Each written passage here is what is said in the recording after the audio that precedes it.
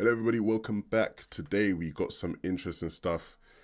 Last night we got the first look at pro competition in season 4 of chapter 2. It appears Epic held some sort of test tournament. The best NAE's pros got access to it. I had about 6 different perspective up. Calc's team was streaming.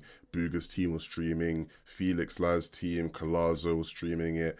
A bunch of amazing players, a bunch of amazing teams were showcasing action, and it was great because we got our first look into what competitive may look like this season. And if you watched the video I made with Shayo yesterday, you'll see when it comes to trios, when it comes to these team-based game modes, NA East is one of the main regions to watch, if not the main region, right? Amazing IGLs in NA and just amazing team play in general. Right, and we got to see, there's a bit of rust here and there, right? It was interesting seeing how certain items are actually fitting into the meta this season. My initial thoughts to day one versus now, after just watching, one piece of competition, very different, very, very different. And we'll get into some of those things, right? We'll get into some of those things. I think to preface, right, one of the main things I think everyone's going to be thinking about and talking about right now in the competitive community is boogie bombs. Boogie bombs need to be gone. They need to be removed. They need to be out of the game. Effective immediately, really. They're incredibly strong, and the issue is right now compared to other seasons is that boogie bombs are incredibly common. Wherever it is you opt to land on the map, it's likely that your squad, or your trio, I should say, can leave that place with a lot of boogie bombs. And boogie bombs are incredibly effective. We saw yesterday a bunch of players saving them till very, very late in the game and getting free refreshes because of it. That paired with the pump shotgun where you can literally just one pump people now, it's ridiculous. A larger impact on the meta and the game right now than they should have. And I think and I hope there will be adjustments, because if you watched any of those games last night, you will see so many people carrying boogie bombs. It's ridiculous. It's absolutely ridiculous. Now, moving forward, right, another one of the things that I think was really important to highlight from yesterday's action was when it came to Storm Surge, right? How are teams going to be able to avoid Storm Surge, right? In these team game modes, we see Storm Surge is a big deal. Having a plan to combat Storm Surge is important. One of my favorite trios that I'm going to be watching a lot this season is Boogie, Chap, and Jamper. Big Boogie fan, big Chap fan, and Jamper's an amazing player. They were playing great last night. However, Storm Surge was really messing with them. They were having a bunch of Storm Surge issues, and I think one of the key things that is actually going to be critical this season is I think people are going to be carrying that scope to YAR. I genuinely do think people are going to be carrying that scope to YAR. Bala and I said it, or Bala specifically said it, right? Bala said, hey, there may be a chance that people are carrying that scope to YAR to help with Storm Surge tags, and it looks like they will.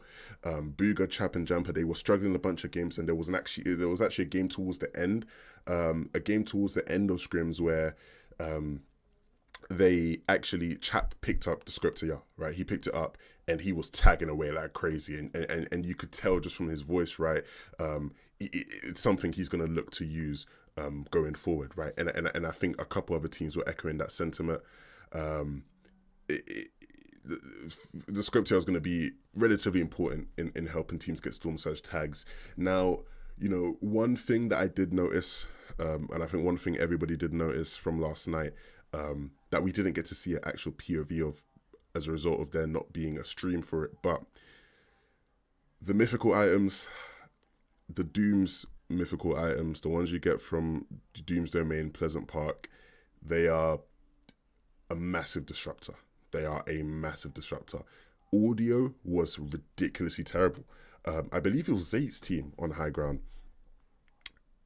They would be on high ground almost every game, and the blasters going off non-stop, the blasters going off, you can't hear a thing, and they're really disruptive, and I want to see more teams in EU use it. I want to see how it goes in more games, hopefully today, but it appears like it's going to be a serious issue, and I'd hate to see another season be ruined purely based off of one POI alone, right?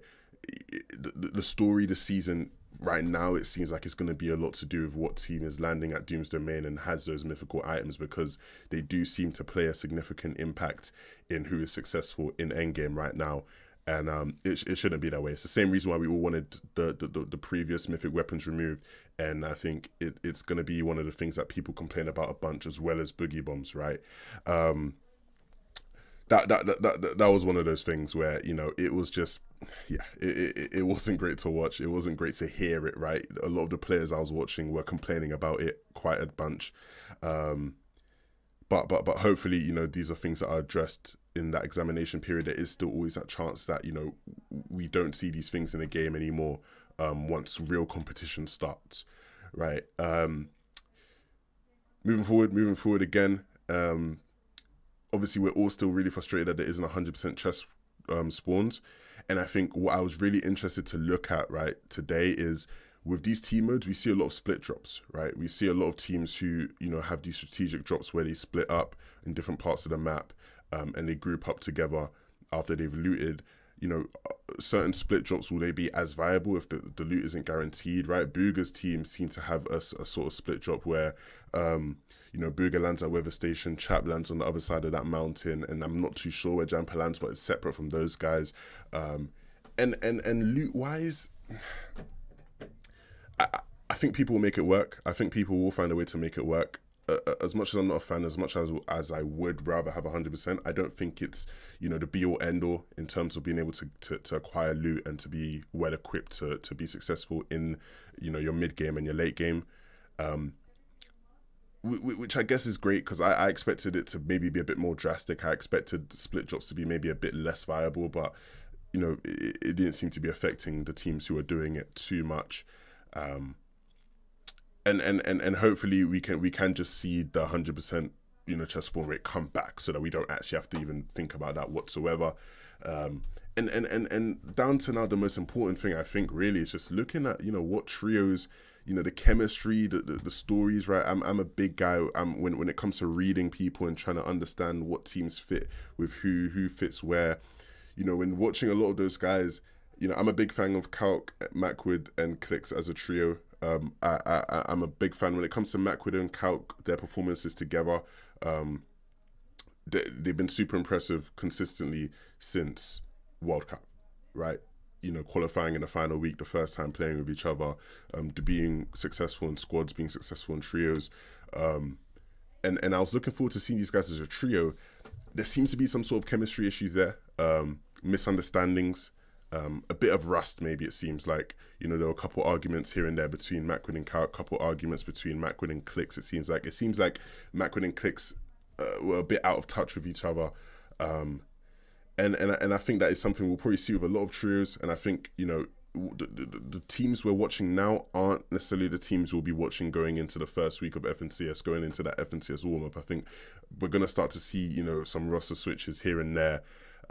But overall, you know, it was really fun to watch, you know, the first, you know, look at pro trios with this season's meta, right? You know, there were the issues, right? You know, you have the boogie bombs, which are a big deal, the mythical items, which weren't great. But overall, man, it was really fun watching competition, man. It really was. Seeing you know, seeing teams where you have, you know, your one guy who's tarping, using all the mats, you're dropping your hard mats, you know, you got another guy helping him guide the path, you have another guy looking for frags, looking for impacts. It was great. It was really great.